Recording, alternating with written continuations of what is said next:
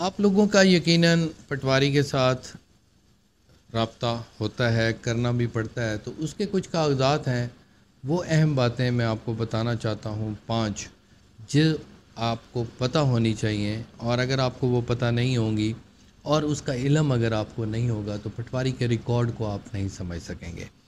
سب سے پہلے آپ نے کس چیز کو سمجھنا ہے، وہ ہے لفظ جمع بندی۔ اب جمع بندی جو ہے اس میں کافی ساری اس کی ایکسٹینشنز ہیں۔ جمع بندی کو زیر کار بھی کہا جاتا ہے، جمع بندی کو مثل حقیقت بھی کہا جاتا ہے۔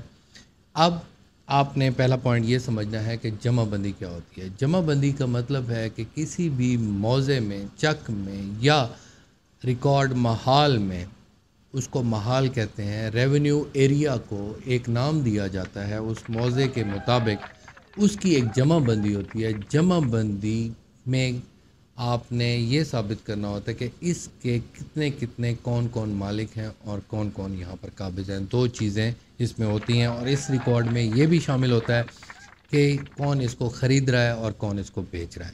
اب اس کو یہ سمجھنے کے لیے کہ جمع بندی میں اور کیا چیز ہوتی ہے، جمع بندی میں ایک خسرہ بھی ہوتا ہے، وہ خانہ کاش کے ساتھ خسرے کا حوالہ بھی ہوتا ہے۔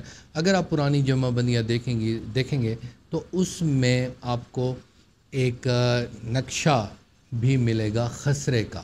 اب خسرے کو بھی آپ کو سمجھنے کی ضرورت ہے کہ خسرہ شروع میں ایک نقشہ بنا ہوتا ہے، اس کو سمجھنے کے لیے شارٹلی آپ کو بتا رہا ہوں کہ کون سا خسرہ کہاں پر اور کس کھیوٹ میں موجود ہے، تو آپ کو پتہ نہیں چلے گا۔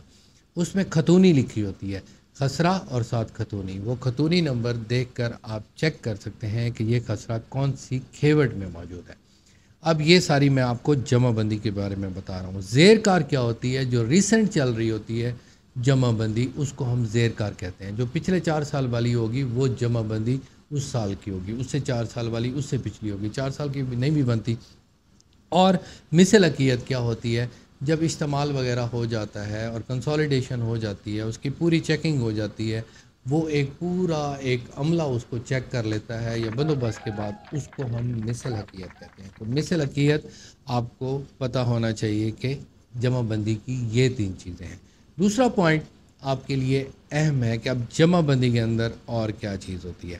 جمع بندی میں جو اور چیز ہوتی ہے وہ آپ کا کھیوٹ نمبر ہوتا ہے۔ کھیوٹ نمبر کیا ہے کہ آپ کا وہ کھیوٹ کون سا ہے، کون سا علاقہ ہے، کون سا جگہ ہے، اور اس کے اندر کون کون سے خسرے ہیں۔ اب کھیوٹ کے اندر ہی ایک اور چیز ہوتی ہے خطونی، جیسے ایک بڑا اور چھوٹا بھائی، کھیوٹ کے اندر ہی خطونیاں ہوتی ہیں، وہ شروع سے نمبر شمار چل رہا ہوتا ہے۔ اب ہر کھیوٹ کے اندر 3 4 5 خطونیاں ہو سکتی ہیں۔ اب خطونیوں کا مطلب ہے چھوٹے کھیوٹ۔ اس سے یہ ثابت کرنے کی کوشش کی جاتی ہے کہ اس خطونی کے یہ مالک ہیں، اس خطونی کے یہ مالک ہیں، اسی کھیوٹ کے اندر۔ اب یہ ایک چھوٹی سی ایک تقسیم ہوتی ہے جس کو آج تک اہمیت نہیں دی گئی، لیکن وہ چھوٹے چھوٹے خسرے ہوتے ہیں۔ اب جیسے ایک خسرہ ہے کہ قریب موجود ہو، دریا میں موجود ہو، دوسرا کھیوٹ وہاں پر اسی کھیوٹ میں دوسری جو خطونی ہوگی وہ دور کی ہوگی، تو وہ جو ساتھ ساتھ کے جو خسرے ہوتے ہیں ان کو ہم ٹوٹل کر لیتے ہیں، اور آخر میں آ کر میزان کھیوٹ ہوتا ہے۔ اب میزان کھاتہ لکھا ہوتا ہے، تو اگر جمع بندی ہوگی تو میزان کھاتہ لکھا ہوگا، اگر خطونی کا ٹوٹل ہوگا تو میزان خطونی ہوگی، تمام خطونیوں کا ٹوٹل ہو کر میزان کھاتہ ہوگا، اور مثل حقیقت اگر لکھی ہوگی تو میزان مثل حقیقت ہوگا۔ یہ بڑا اہم پوائنٹ تھا جو آپ کے سمجھنے کے لیے بہت ضروری تھا۔ اب تیسرا پوائنٹ جو ہے وہ خسرہ ہوتا ہے، یا خسرہ بھی موجود ہوتا ہے۔ خسرہ کس قسم کے ہوتے ہیں؟ خسرے کے لیے عام طور پہ 2 قسم کے خسرے جو میں نے آج تک دیکھے ہیں۔ ایک قسط واری خسرہ ہوتا ہے جس کا کوئی حدود دربہ نہیں ہوتا، کوئی خسرہ بڑا ہوتا ہے، کوئی چھوٹا ہوتا ہے، کوئی ایک مربع کا بھی ہو سکتا ہے قسط واری خسرہ میں۔ یہ عام طور پر وہاں موجود ہوتے ہیں۔ سندھ کے بارے میں نے دیکھا ہے، وہاں پر یہ اس قسم کے ہیں، پہاڑی علاقے میں جہاں شاملات زمینیں ہیں وہاں پر وہ موجود ہیں، اور اس کے علاوہ آبادی دہ میں بھی موجود ہیں۔ جنگ کی تقسیم نہیں ہوئی تو وہ قسط واری نمبر ہوتے ہیں۔ تقسیم کے بعد کیا ہوتا ہے کہ مستطیل اور قلعہ جات بن جاتے ہیں۔ یہ دوسرا قسم کا خسرہ ہوتا ہے۔ اس کو آپ اس طریقے سے سمجھیں کہ ایک مستطیل بن گئی، مستطیل کا حصہ جو ہے اس میں ایکڑ ہوتے ہیں، اور وہ کون سا اس کا ایکڑ ہے؟ ایک ایکڑ جو ہے وہ 8 کنال کا ہوتا ہے عام طور پہ۔ اگر وہ کہیں پر کٹ گیا ہے تو وہ چھوٹا بھی ہو سکتا ہے، 7 کنال کا بھی ہو سکتا ہے، 2 کنال کا ہو سکتا ہے، عموماً جو ہوتے ہیں وہ 8 کنال کے ہوتے ہیں۔ تو یہ خسرہ آپ کو سمجھنے کی بہت زیادہ ضرورت ہے۔ اس کے بعد جو اگلا لائحہ عمل آپ نے بنانا ہے وہ آپ نے گرداوری کو سمجھنا ہے۔ جمع بندی کے ساتھ یہ اٹیچ تھا۔ چوتھے نمبر پر گرداوری آپ نے سمجھنی، بڑی اہم بات ہے۔ یہاں پر وہ آپ نے لکیریں، کانٹے آپ نے دیکھے ہوں گے۔ پہلے اس گرداوری کو اگر آپ دیکھیں تو اس کے اوپر سال لکھا ہوتا ہے، کون سے سال سے لے کر کون سے سال تک یہ گرداوری چل رہی ہے، اور ربیع اور خریف کی یہ کاشت لگتی ہے۔ گرداوری جو ہوتی ہے کاشت کو کہتے ہیں، خسرہ نہیں کہتے۔ خسرہ اس پراپرٹی کے سروے نمبر کو کہتے ہیں جو وہاں موجود ہوتا ہے۔ تو وہاں پر آپ کی خطونی اور اس کا حوالہ ہوتا ہے، ساتھ اس مستطیل خسرہ کا ذکر ہوتا ہے، اور اگر آپ دیکھیں تو ایک کانٹا یوں لگا ہوگا، ایک کانٹا یوں لگا ہوگا۔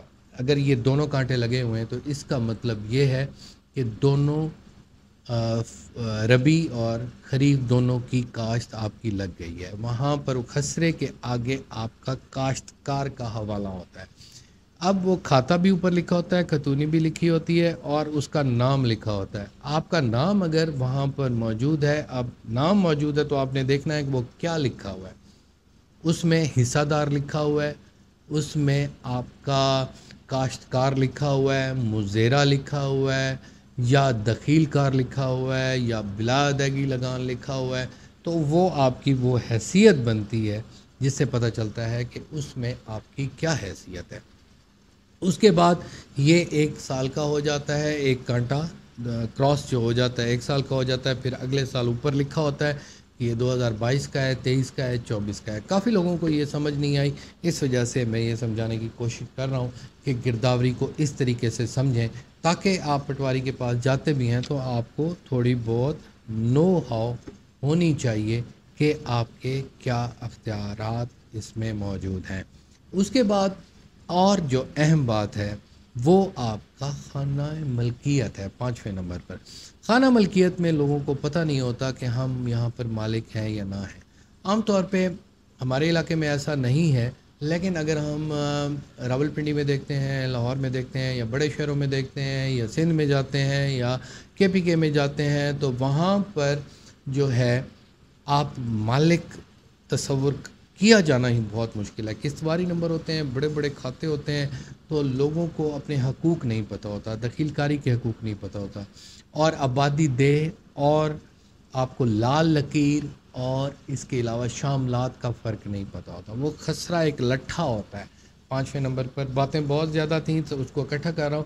وہ جو ایک لٹھا ہوتا ہے، لٹھے کو بھی آپ دیکھ سکتے ہیں کہ اس پہ خسرہ ہوتا ہے۔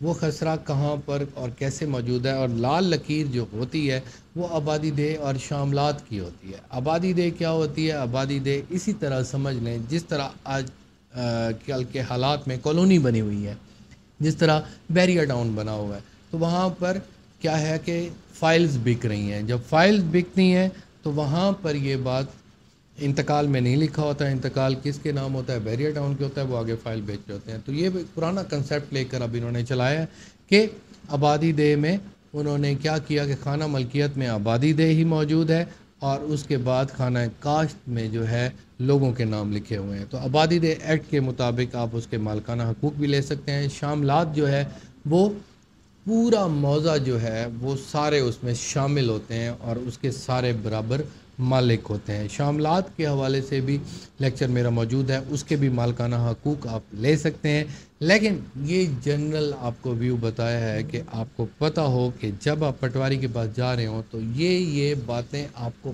پتہ ہوں گی، تو پھر آپ ریکارڈ بھی صحیح طریقے سے حاصل کر لیں گے اور سمجھ بھی آپ کو آ جائے گی اور آپ کا مسئلہ بھی حل ہو جائے گا۔ اللہ آپ کا حامی و ناصر ہو۔ Thank you very much. اللہ حافظ۔